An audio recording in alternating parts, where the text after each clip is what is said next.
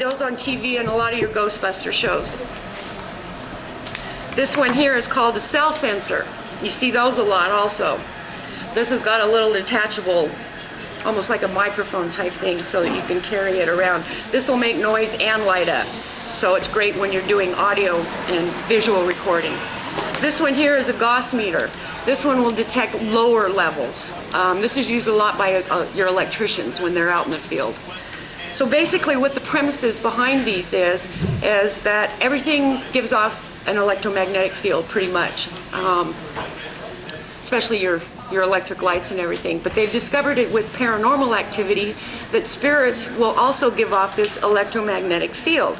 You can use these meters to register whether you've got activity in the room. Once you determine that you have activity in the room, you can also use these for actual communication, real-time communication. How old is this building? 153 years old. The woman that's over here, she's been here watching us and chuckling with us. So put your hand right into her tummy. Right there. 1 more inch, 2 inches, 3. Right there. That's her. Oh, maybe I do right here, She's a little bit petite, right here. and she liked the color white and pink. And she liked to entertain in here. Yeah, she I said feel it right here now, okay. but I didn't before. Like I said, I don't want your imagination. I want you to feel, when I do that, I want you to Very feel the air. And she was a teen, like 4'10", 4'11". She's really, really tiny. Excuse me. No. That's all right. I'm putting my hand on top of her head, and she's like this big. She's tiny, as though little tiny bones. See, she's got little tiny bones. This little tiny bone person, but she's like that. And I bet you she probably didn't weigh 100 pounds in her life.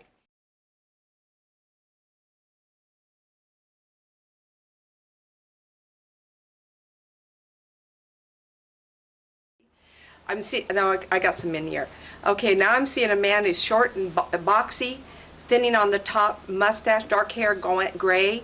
He said he lived here. He had a suit on, dark with vest, like that. I see a woman that's taller than him, dark hair, a real refined, pretty woman, like a collar. And the bosom was here, and then it went down to like a 20-inch waist. She was about 2 or 3 inches taller than him, like this.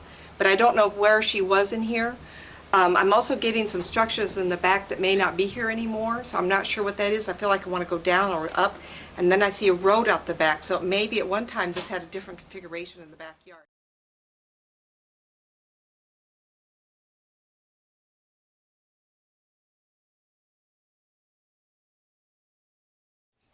I pick up a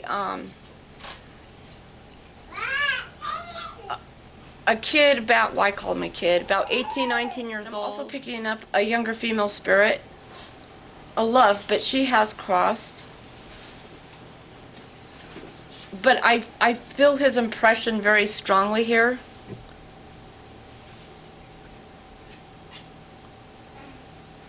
He's a very kind soul. I don't pick up that he's a crank like that last guy was.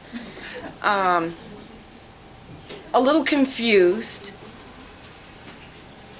very loyal to his tribe, very loyal to his culture.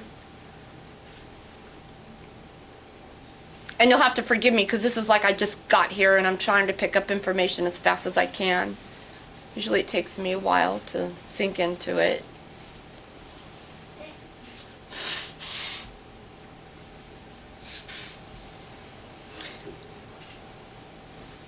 I feel like when people are in here, sometimes they experience like pulling, like I'm picking up a pulling sensation, a tugging. Like they might feel it in their extremities or around them, like kind of like a pulling. I think that's him. Welcome to Murphy's Most Haunted. This is the first time we're doing this. My name is Charlotte. I'm the fearless leader of the California Haunts Paranormal Investigation Team. What are ghosts and where do you find them?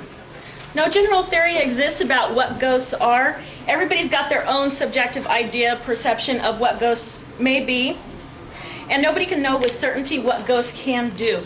Everyone has their own. The most essential tool is going to be you. Ghost hunting is about observing.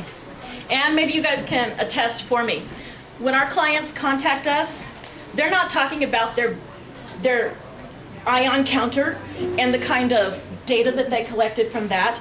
They're not talking about their EMF meters blinking randomly and wildly. They're talking about footsteps.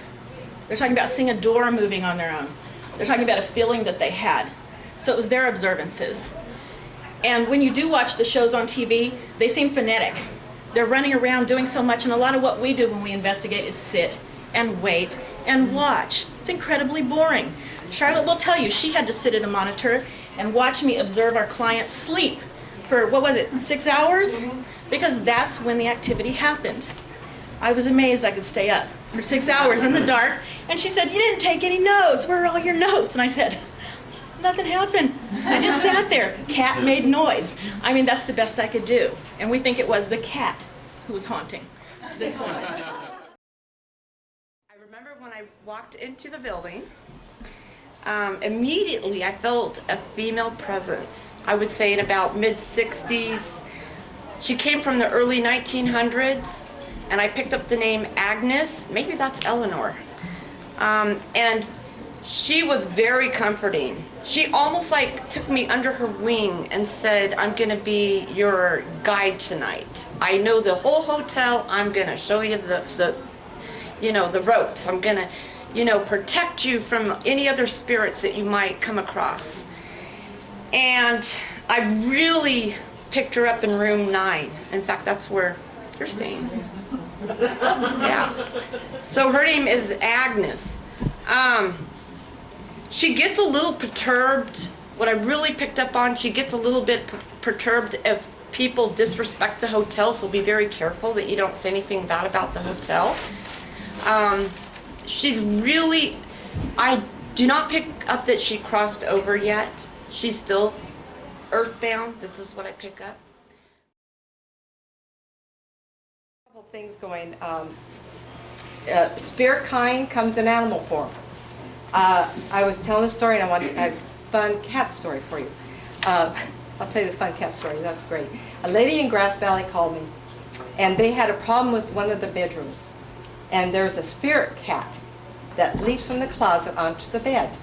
And I said, "That's a problem?" And her husband said, "Yeah, that's the room that my wife has chosen for the guest." And she never tells them, so I don't want that to happen again. Well, you're not going to tell a cat what to do. Okay, so no kidding, was that fun or not? She loved it. She always put the guests on and closed the door. And the people going to bed know there was no cat in there. Can you imagine the spook? So and then I was entertaining a group of people in Carmichael, and I went over there, and they were talking and mingling. You know how women do. I love groups of women. They were just talking away. And it was so irritating. There was this collie barking in the backyard. And I'm going, what is that woman not doing something about that dog? And I says, "Can you get the dog to be quiet?" She says, "What dog?" I said, "Don't you hear the collie barking?" And she just went, "He died 6 months ago. We have him buried in the backyard." I says, "Did you tie him up to that tree in the backyard?" She says, "Yes." I says, "Would you go untie him, please?"